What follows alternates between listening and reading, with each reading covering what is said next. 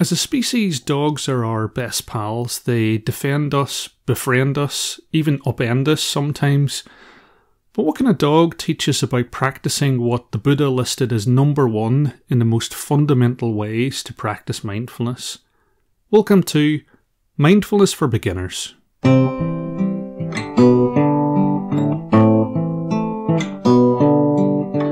Hello my friend, I hope you're happy, hope you're peaceful. It's your old pal Sean with another few steps on your journey on the path of happiness.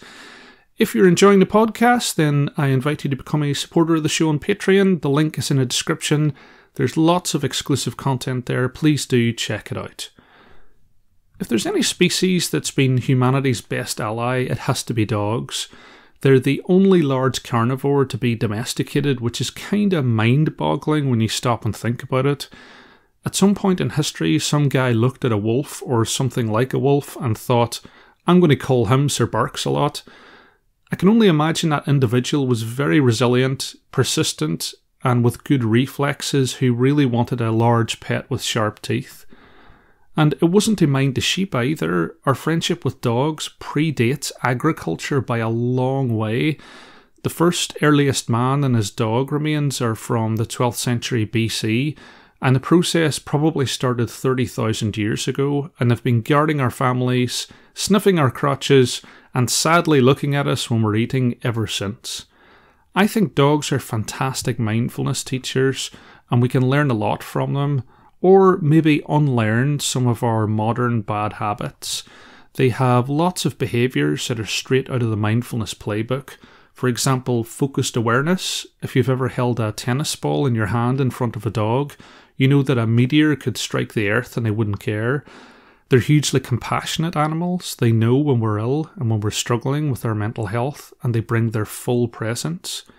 But the area I wanted to focus on today is what's called, in the Buddhist tradition, mindfulness of the body in the body. And this is one of the Buddha's 4 fundamentals of the practice, and a vital way for you to ground yourself in the present moment and let go of the future and past. What we're talking about is pouring your awareness into your physical being and taking joy from the aliveness of your bodacious bod. And dogs are masters of mindful awareness in the body. Out in the park, they might be chasing after squirrels or sniffing butts or up to all sorts. But once they're back home and they're resting, the focus shifts to their body, and you can watch them. They make sure that they stretch before moving, which is why you don't hear dogs say, "Oh, me back," as they're getting out of a chair.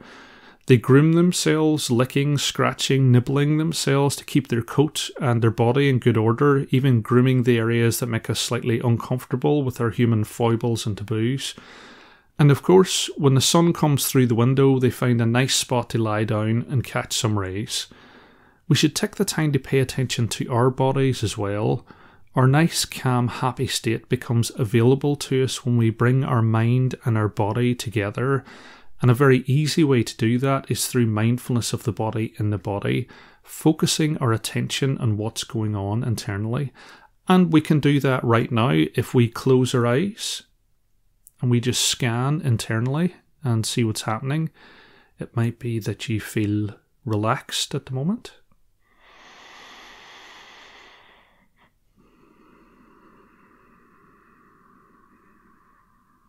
Or you could feel tense in places.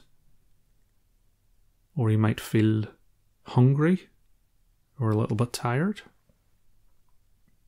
At the moment, I'm feeling a little bit of tension in my back because I went to park run today and I pushed it a little bit too hard.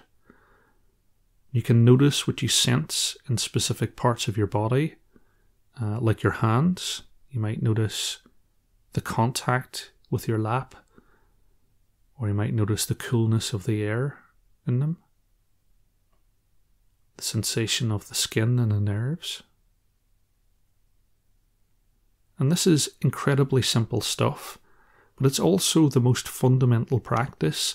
The Buddha described it as the cornerstone of liberation, and in the 4 foundations of mindfulness, he described it as number 1. The body connects us to reality, it connects us to the present moment, through our breath, through our senses, through our movement, it brings us into union with reality. And union with reality is where we can let go of our suffering, because the only place we can be happy is here, and the only time we can be happy is now.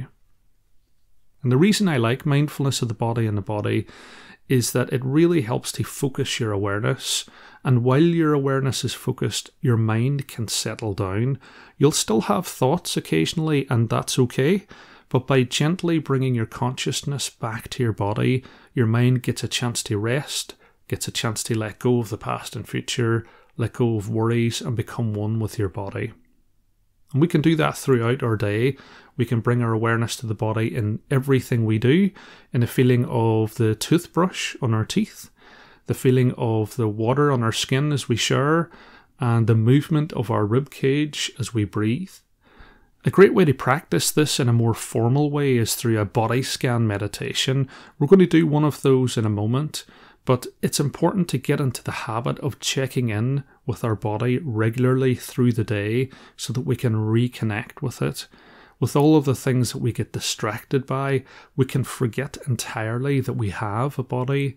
Sometimes we don't really give it full attention until something goes wrong, like back pain or a toothache.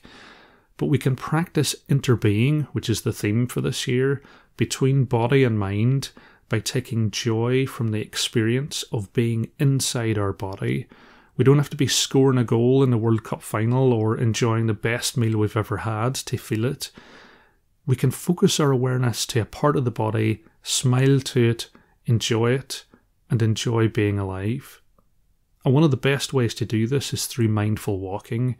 Before he became ill, Thich Nhat Hanh would slowly lead his monastics through the Plum Village Monastery in a mindful walk. And I've stayed at the monastery and walked the same route with his monastics. It's a very easy thing to learn. So first we focus on slowing our steps as we breathe. So 3 steps for each breath. You can pay attention to each step and really notice your heel landing, then your foot, the sole of your foot, then your toes, and then your heel lifting, and your sole lifting, and then your toes. Just really noticing the contact that you have with the ground, every single aspect of it. Keeping your eyes soft, slightly unfocused on the ground in front of you, and also feeling some gratitude for the miracle of being alive and being able to enjoy a good walk. And you can practice this every day. Every time you get up for a drink or walk to the toilet, you can practice mindful walking in this way and pour your awareness into the body. Later in the year, we can go for a mindful walk together on the podcast when the weather improves here in England. Hopefully I can get an outside mic by then. But for now, let's do a body scan together. So I would recommend you pause the podcast just for a second and find a comfortable position to lie down. You might want a blanket on top of you as well. We're going to skip the introduction, the settling in introduction, but I will start with 3 sounds of the bell.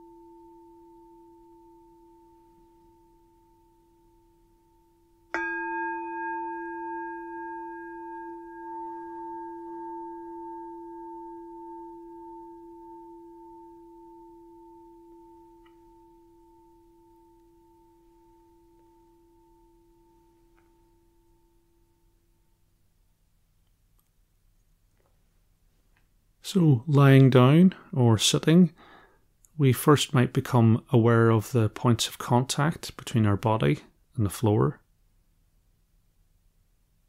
Noticing any sensations.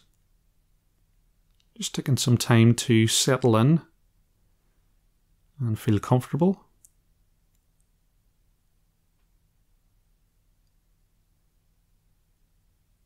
Noticing our breathing, the rhythm of our breath, Noticing how an in-breath feels cooler and an out-breath feels warmer.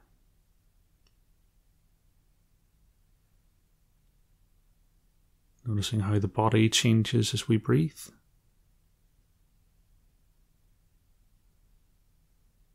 Not trying to breathe in any particular way. Not trying to force it. Just allowing our breath to settle down in a natural, comfortable way.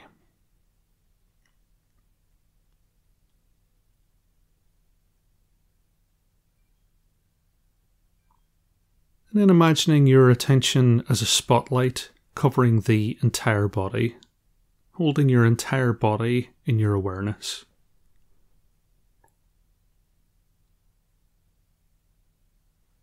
And then narrowing that spotlight down the body, down the left leg, focusing on the toes of the left foot to the exclusion of everything else. Just noticing any sensations you find there, whether your toes are warm or cool. Notice any contact with socks, any numbness, just whatever you find there.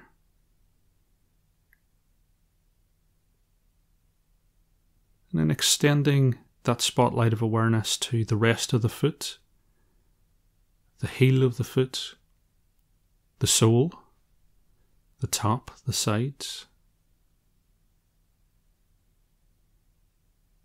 the muscles, the tendons, the bones. Just taking in anything that you can experience there.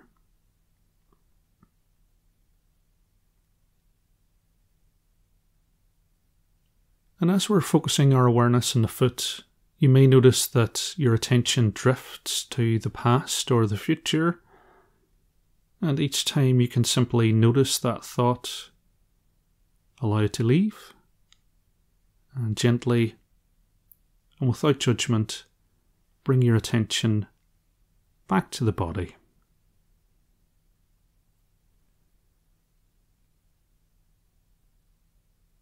Then moving that spotlight of awareness to the left ankle. It's an area that we rarely notice. Just seeing if we can isolate it and be aware of it.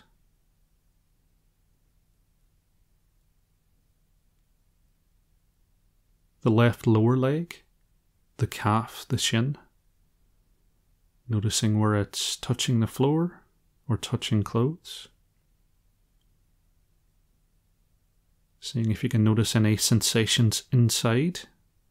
For example, in the muscles or the bone tissues.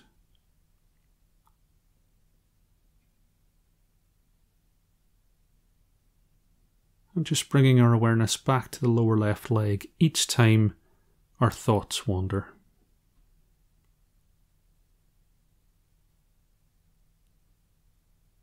Noticing the left knee and just the left knee. And you might have some memories or emotions associated with that part of your body. And if that arises for you, if that surfaces, then you can be present with that for a moment. And then return your awareness to the body again.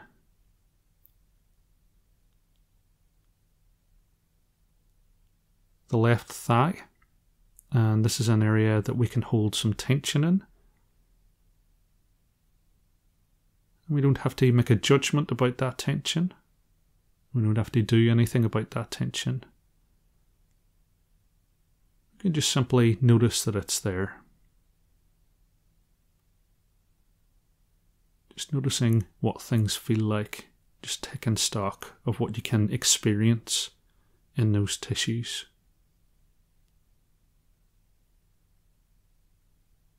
And then shifting your awareness down the right leg to the right toes.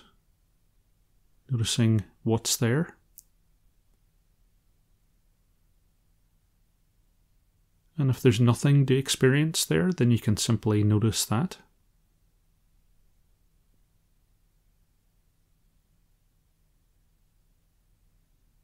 Moving to the whole of the foot, the heel, the sides, the top. any pressure from contact with the floor or from socks.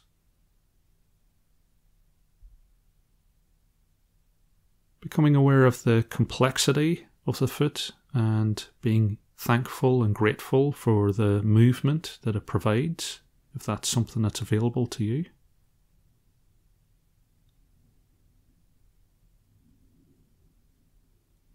Becoming aware of the right ankle, just tuning in to what's there.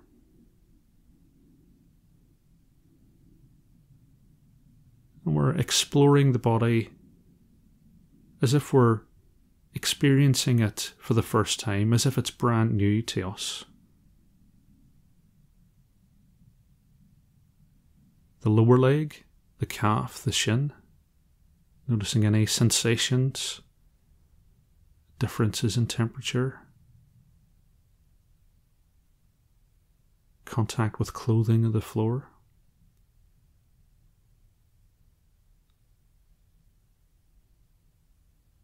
Becoming aware of the right knee, and you might notice a certain twist in the knee if your foot is lying outwards.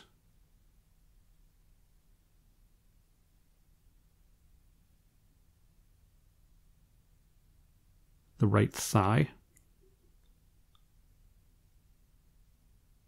And if your attention strays to another time and place as you're focusing your awareness on the right thigh, then each time you can simply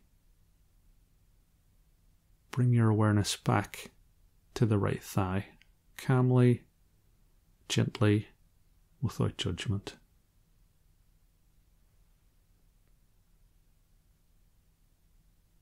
Bringing our attention to the hips and the lower back, and these can be areas where we hold some discomfort.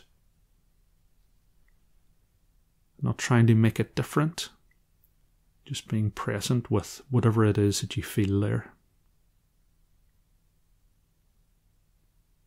And if you feel some pain or tension, not trying to avoid it, instead accepting it. You might choose to imagine breathing into that part of your body and breathing out of that part of the body.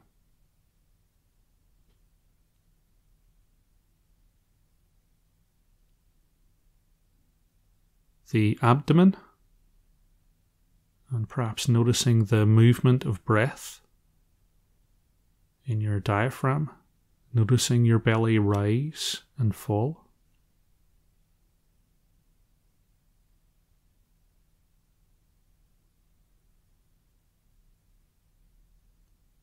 Moving up to the lungs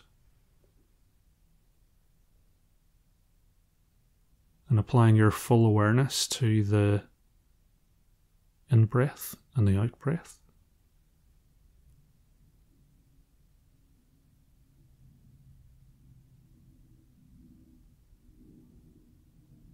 The heart, which is an area that we can't easily feel or isolate, but we can know that it's there, keeping us alive, moving oxygen to the entire body as we breathe in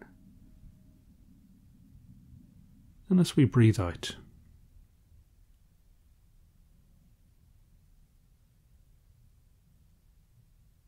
The upper back and shoulders, it's another area that we can hold some tension in, and we can just accept that it's there if that's something that we feel right now.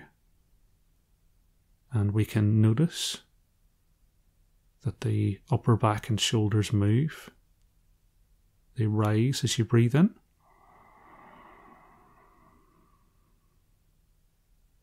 They fall as you breathe out.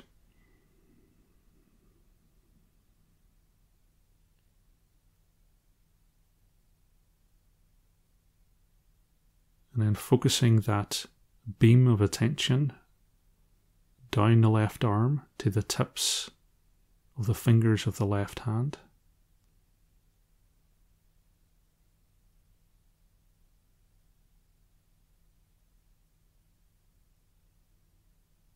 Becoming aware of the fingers, the back of the hand, the palm.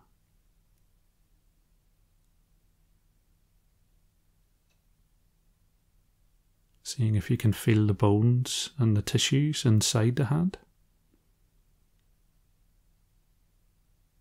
You might become aware of it touching the floor or your body.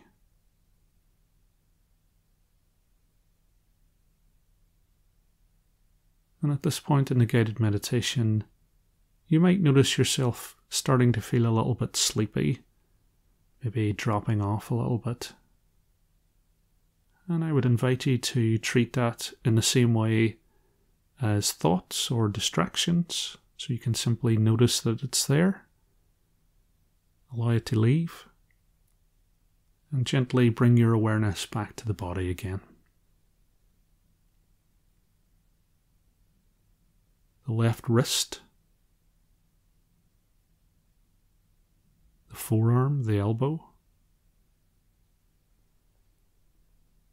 and then holding the entire arm in your awareness, staying present with it just as it is, not wishing for it to be different, accepting our current experience.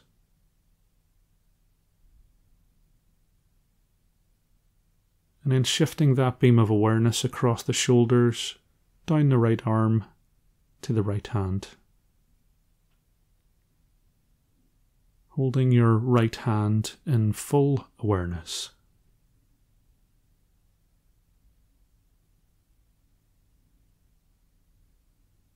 The wrist, the forearm, the elbow.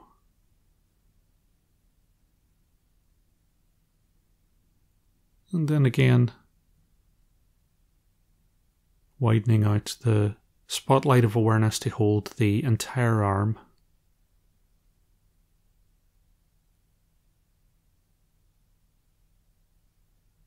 Noticing what you can feel internally, the bones, the muscles, the tendons, the tissues.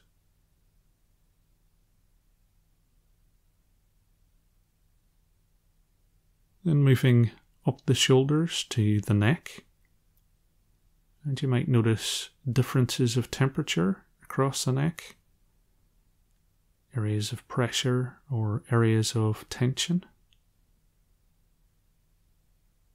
Just seeing if you can isolate what you can experience in the neck.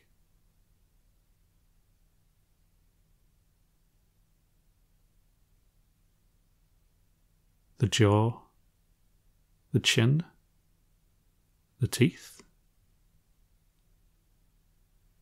Bringing pure awareness to whatever it is that you find there.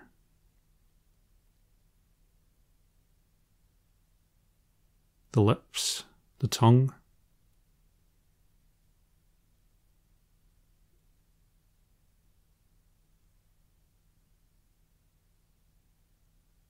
the face, the cheeks, the nose.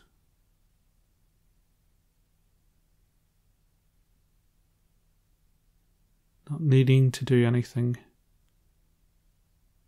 You don't need to be anywhere else right now. You don't need to be doing anything.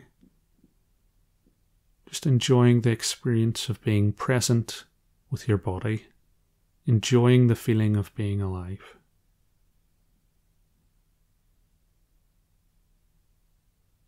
Seeing if you can isolate the eyes, a very complex organ. Just noticing what you can feel there.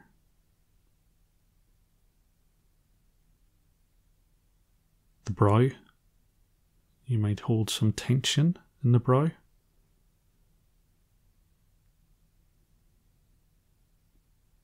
The ears.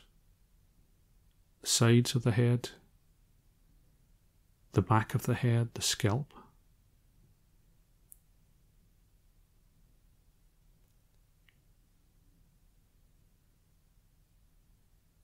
And then broadening that spotlight of awareness to hold your entire head in your attention.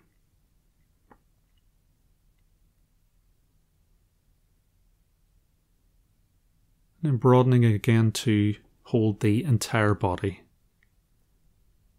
Just breathing in this moment.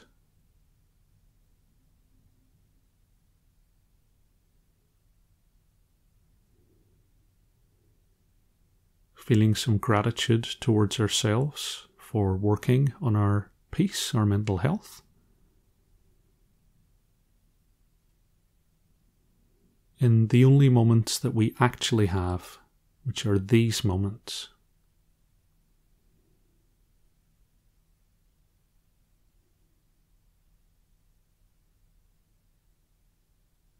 And as the body scan approaches its finish, just taking a moment to wiggle your fingers and toes and beginning to become present in the room that you're in.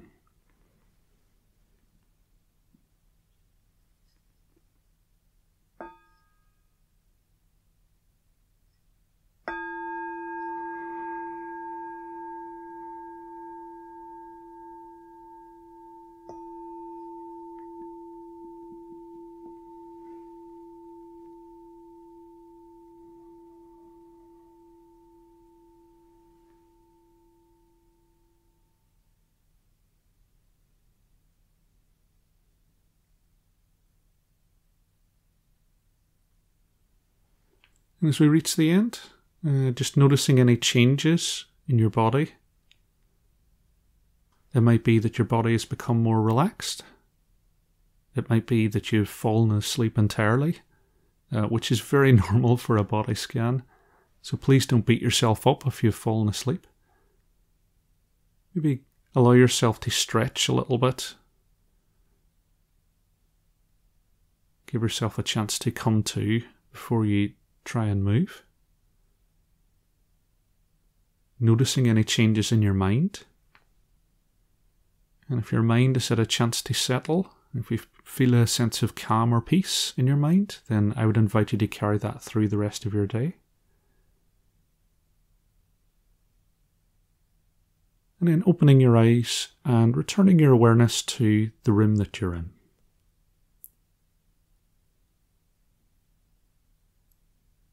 And just before we finish, a couple of things. So your mindfulness homework for this week is to put a timer on your phone to go off each hour so that you can check in on what you can feel in your body.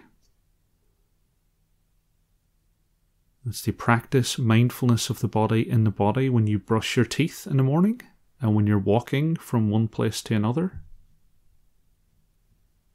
And I also want you to practice the body scan guided meditation every day, the one that we've just gone through in this episode. And the other thing to flag is that next week I'll be providing some details on the new podcast, Mindfulness for Gamers, which will have the same format as this, but it'll use games as the introduction to different mindfulness concepts. So we've got all of our ducks in a row. And we'll have the launch date next week. If you can provide some support, if you can subscribe, if you can share it with other people, I'd be hugely grateful. So a few more details on that next week. And may be happy, may be peaceful, and may see yourself through the eyes of understanding and compassion. Slán will you? And I'll see you next time.